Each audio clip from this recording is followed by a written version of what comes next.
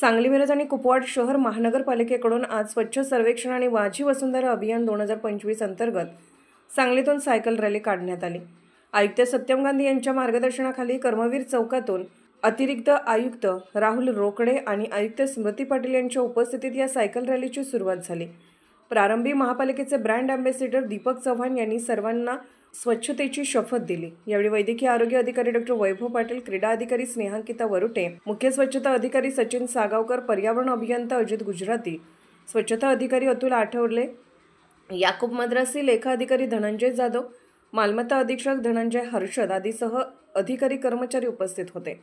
या सायकल रॅलीमध्ये स्वच्छता संदेश देण्यात आला, तसेच सायकल चालवा, आरोग्य राखा, पर्यावरण राखा अशा घोषणा देण्यात आल्या। पुष्पराज चौक, काँग्रेस भवन, राजवाडा चौक मार्गे महापालिका मुख्यालयात रॅलीची सांगता झाली।